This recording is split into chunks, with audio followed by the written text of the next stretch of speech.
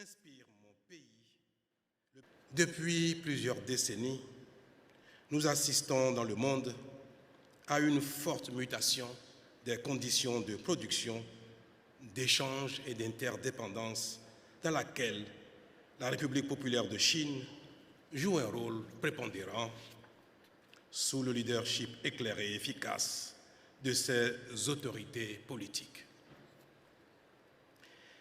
Mais il est malheureux de constater que, dans le village planétaire que constitue désormais le monde, l'Afrique reste quasiment absente des chaînes de valeur qui contribuent au développement de l'humain et permettent un meilleur partage des richesses.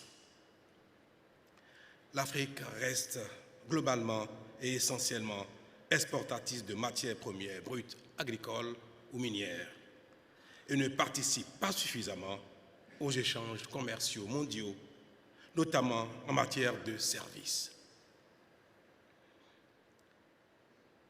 Il est vrai que dans le passé lointain, dans le proche passé ou même dans le présent, les communautés humaines ont toujours été en compétition.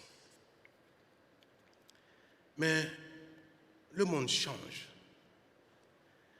et il est devenu un village dans lequel le destin de nous tous est devenu commun.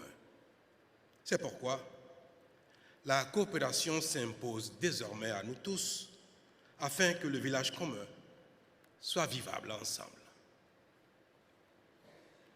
C'est l'une des raisons pour lesquelles mon pays, le Bénin, s'associe pleinement au projet stratégique que la Chine entend promouvoir sous le leadership du président Xi Jinping.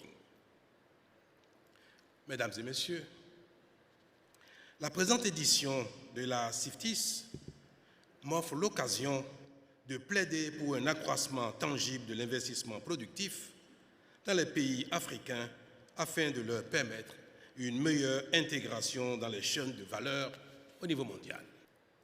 Les investissements technologiques en cours avec notre partenaire Huawei permettront de faire du Bénin un hub logistique de classe mondiale. J'espère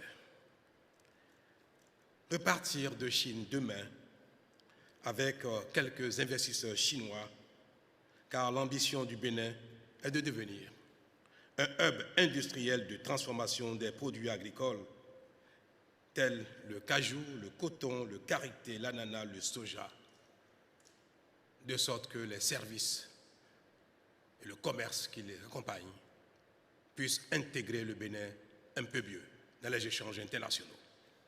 Une Chine qui encourage les investissements directs étrangers en Afrique, notamment au Bénin, contribuera davantage à la création massive d'emplois et à la réduction de la pauvreté.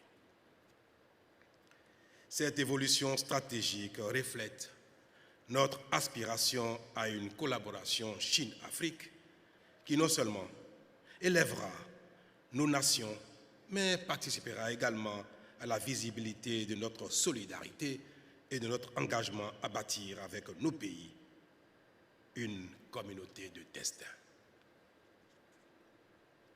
Le volume des échanges commerciaux entre le Bénin et la Chine a atteint en 2022 environ 2 milliards de dollars, avec un accroissement de plus de 30% en glissement annuel.